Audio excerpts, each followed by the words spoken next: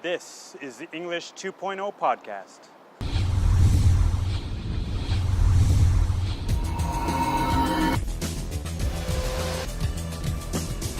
Communicate globally. Raise your level.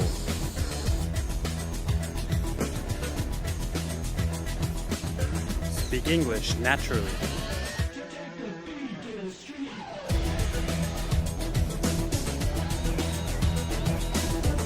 Hello and welcome to the 18th episode of the English 2.0 podcast.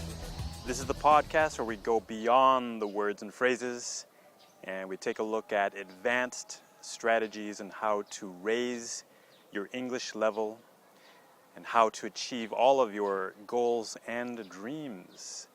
So if you are looking for just another phrase of the day or phrase of the week type of show, this is probably not the show for you, and you can just do a quick search on iTunes and find hundreds of those out there. But we are not that type of show.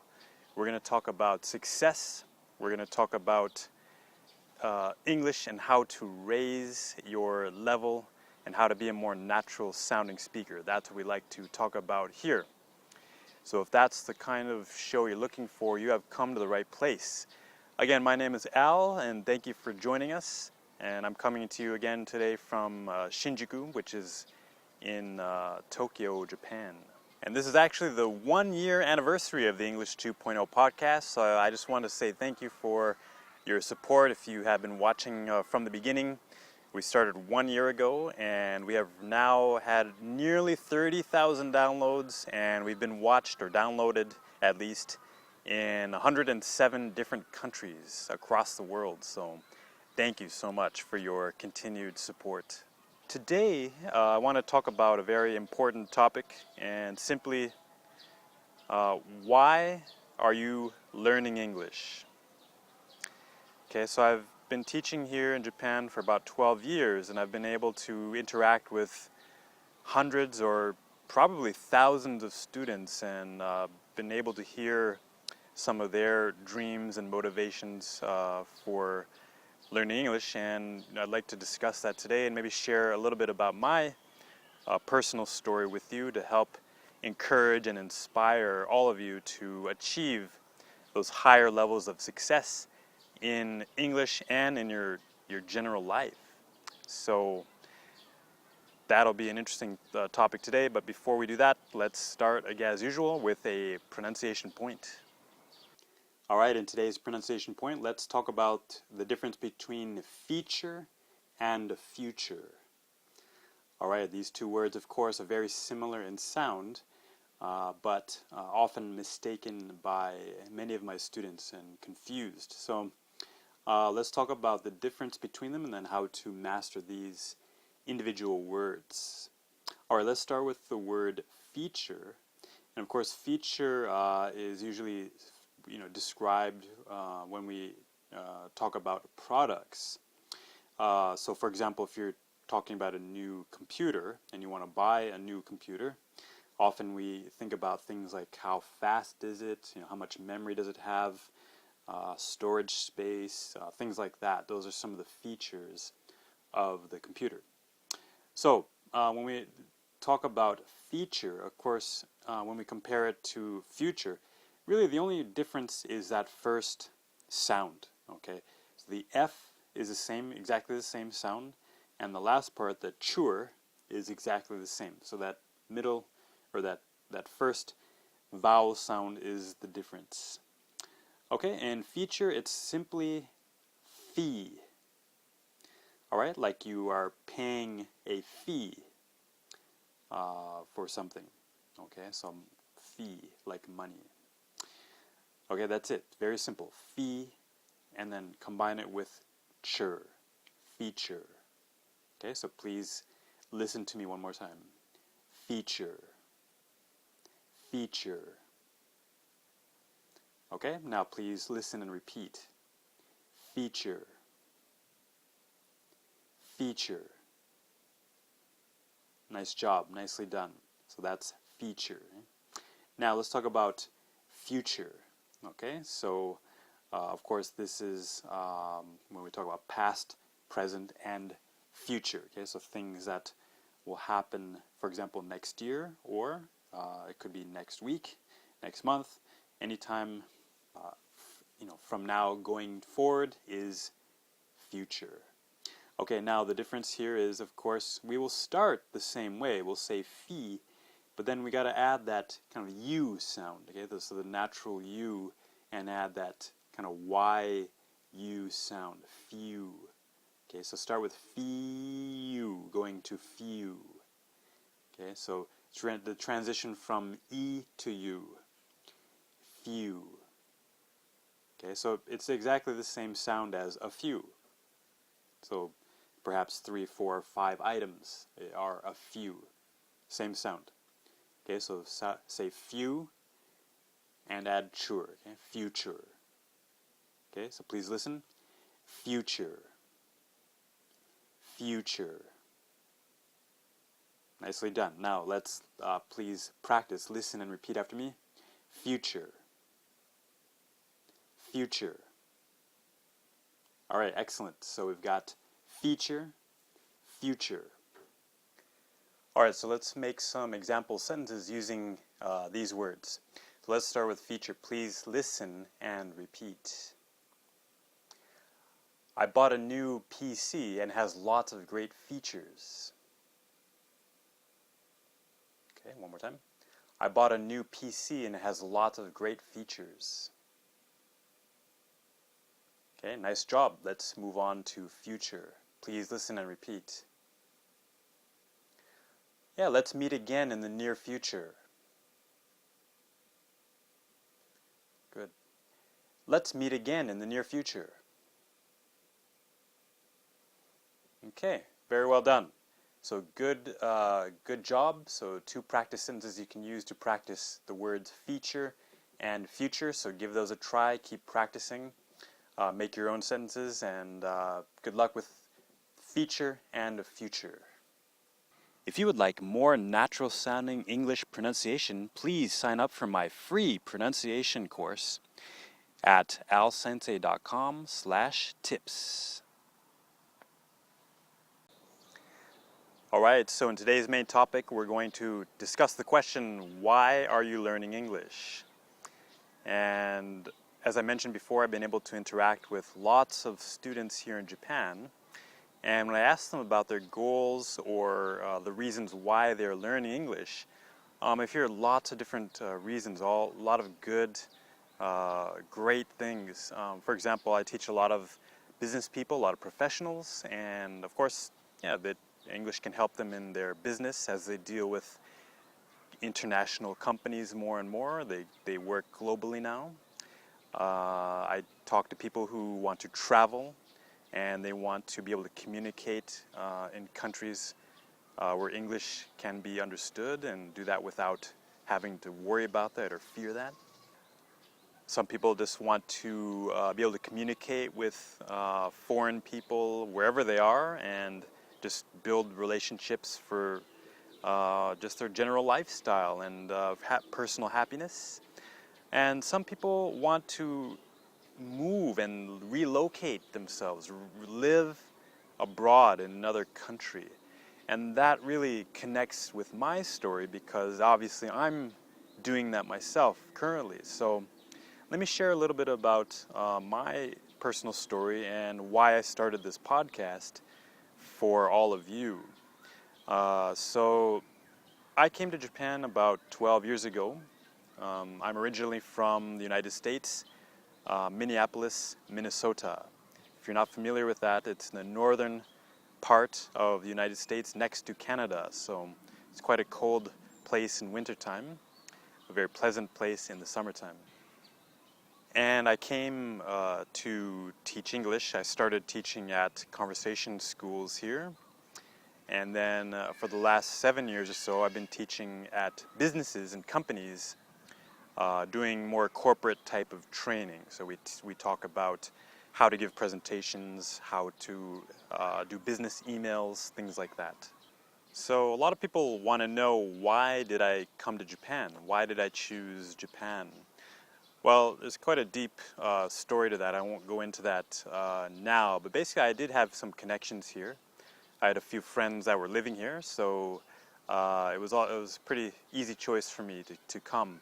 The other reason, though, is that I started to study Japanese when I was in high school. And so that led me to also want to come here and get better at my Japanese. So that's a little bit what I'll go into now. So I did start in high school, which at the time was very rare. Many schools in Minneapolis, in my hometown, did not have Japanese as a class. So I was very lucky, very fortunate to have that option available. So I did take advantage of that. I did start studying, and like many of you in your schools, I learned a lot about reading and writing, and I didn't really focus on speaking and listening so much. I continued my studies in college, and I went to a very small private college in Minnesota, but I was able to keep learning Japanese. Again, the course was more about grammar and reading and writing. A little bit of listening, but not much speaking at all. So I was able to really build my skills in those areas. And then when I graduated from college, I did work for 2 years in America, in Minnesota, completely not related to Japanese at all. I didn't use it for 2 years, so as you can imagine, I got a little bit rusty, which means I lost a lot of my abilities with Japanese. But that's when I decided to come back to Japan. I did study there in college as well for a little bit. So when I started to live here in Japan, I quickly realized that my speaking and listening skills were not so great. Definitely not as high as my reading and writing. So through my first couple of years living here, I really focused on trying to improve those skills, my speaking especially. And let me just share one more thing, is that I did have a friend, he's still my friend, but he was living here. He's also one of my best friends from Minnesota, but he had been living here for a couple of years before me, and his Japanese is very, very good. And when I watched him talk with other Japanese people, or with Japanese people, you know, he had very, serious conversations, and they took him seriously, and he was able to really share and kind of go deeper into conversations. And I noticed that when I was speaking with Japanese people, I could never really have one of those types of conversations. It was always just kind of very, like, just for fun, or not, how can I say, I would say something in Japanese, and the response would be, "Oh, your Japanese is so good," in Japanese, of course, instead of just answering naturally to my question or my responding to my comments. So that became my reason for improving my Japanese, for learning Japanese better, was I wanted to reach that level of having a serious conversation. And that's, for me, that was my personal goal. So the next step was to ask the question, of course, how can I achieve that goal? And so after I thought about it, the answer came to me that in order to do that, I have to really observe native speakers, how they talk, what their pronunciation was like, their intonation, and just the real world, natural, everyday conversation. And I studied really hard. I studied that, I practiced a lot, and I made that my mission, is to really focus on observing native speakers talk and communicate with each other. And I don't know when it happened exactly, but a few years ago, I went to a local electronics store called Yodobashi Camera, and I was just looking at the what are those called, printers for computers. And sorry, I'm forgetting my English as well. I was looking at printers, and the saleswoman approached me and just started talking to me and she started trying to sell me the printer. Of course, in Japanese, and I just asked her some questions that I had, and it was just a very natural flow, a very natural discussion, conversation between a salesperson and customer. And at that moment, after we had finished our conversation, I realized I had reached my goal because she treated me just very normally. She didn't say, "Oh, your Japanese is so good," or this and that. She didn't, comment like that. It was just more of she just treated me like a regular customer. And to me, that was so rewarding to finally achieve that goal.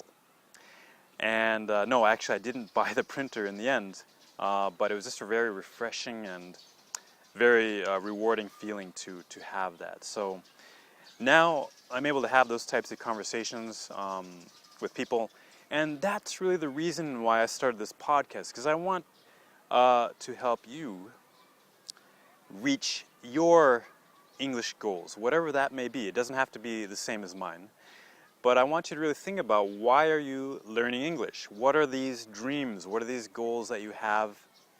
And I want to help you raise your level so you can achieve all of those things. It's all very possible. That's the main message I want to give to you today. Whatever your goal is, wherever, if it even seems impossible at this point in time, no problem, okay? That's no problem at all. We can help you reach those levels. And so for your action step today, your action plan, what I want you to do is think about that. Why are you learning English? And I want you to go to my website, alsensei.com, and in this, the show notes for this episode, at the bottom where you have the comment section, leave a comment. Tell me why you are learning English, and share with the community here, the English 2.0 community, that reason or your dream, and yeah, we can support each other and help each other reach higher levels of success in English and just in our lives. If your dream is to study abroad or even live or move to another country, I want to help you do that because it's changed my life, and I want to help you change yours if that's what you want to do. So please leave a comment and tell us why you are learning English. So you can do it. We're all here to support you, and I look forward to hearing from you there. Alright, in today's quick tip, we go to the internet and we're going to look at a website called voanews.com. Alright, so when you get over to voanews.com, you'll see that it stands for Voice of America, and this is a news site, like a regular news site like CNN.com or BBC.com. And as you can see, they have regular news stories. And what we want to do, or what I want to show you today, is if you go up to the upper right hand corner, you'll see a tab called Learning English. Go ahead and click on that, and it'll take you to the Learning English page. Now on the Learning English page, this is designed particularly for students who are learning English. And the vocabulary is a little bit easier here, a little bit easier, but the stories are still real news stories. And so let me show you what they have to offer. Okay, so of course there is the main story here on the front, and more stories on the side here. And I'm just going to click on this Facebook story because it sounds interesting to me. And you can see the headline as well as the main report here. Now the great thing about this site is that you can also listen to someone read this report as well. If you go ahead and click on the listen button right here, you will see a new window pop up, and the woman will start to read the news report. Okay, so then you can just move this off to the side and follow along as she reads the news story here. So you can, of course, you can listen to it first without looking if you like, or if you want, you can read the article while she reads it to help you understand what she's saying and to help you work on improving your listening and your pronunciation as well. And as you can see on the right hand side of the page, you see different categories here: agriculture report, economics report, and so on down the page. And if you go ahead and I'll click on the economics report. This is the VOA. Okay, and she'll start to read it. And to enlarge it, click on this button right here. And that'll make it full screen. And go ahead and press play. This is the VOA. And you can see that the words appear at the bottom, which is really handy for you. So you can listen to her as well as hear her speak. Alright, so that is just a little bit about voanews.com and a little of what you can find there. And there's a lot of stuff if you go into each of these tabs. I won't go into that now, but because this is a quick tip. But go ahead and play with those and you'll find lots of great resources. A lot of them are free. And I think this is a great resource for students who are learning English. So check it out. Again, it's voanews.com, and I think you'll be happy to discover that and search it on your own. So go ahead and check that out. And that is the quick tip for today. Alright, that's going to do it for this episode of the English 2.0 podcast. Thank you again for watching, and thank you so much for the first year of this podcast. I really appreciate your support. And I've got some really big things planned. I want to make the second year even better, bigger and better than the first year. So I'm going to ask you for a couple of things here in order for me to accomplish this goal. And so the first thing I want to ask you to do is please go to iTunes and just take maybe 1 minute and leave a quick comment and rating there and help us spread the English 2.0 message, and so that even more people around the world can get access to this. And I really appreciate you doing that. And again, if you have a good comment, that's fine. If you have a negative comment, that's also fine. Please, any comment is good. And the second thing I'd like to ask you to do is if you have any suggestions or any ideas for a topic for the show, please feel free to email me at ask@alsensei.com. Also, you can ask a question there that you have, anything that you would like to know, please feel free to send it to me. And again, if you want to follow me on Twitter for tips every day, that's @alsensei, twitter.com of course. And also, please join us on Facebook, and that is facebook.com/speaknaturaleNglish. Alright, so the first year is in the books, as we say, and the next episode will officially be the second year, so I look forward to talking to all of you then. And until then, please, keep going for your goals. Post your goal on the comment section on the blog, on the show notes for this episode, and I'd love to hear your goals for English and for your life. And we can share and support each other as we carry on that journey. So thank you again for watching, and we'll see you next time.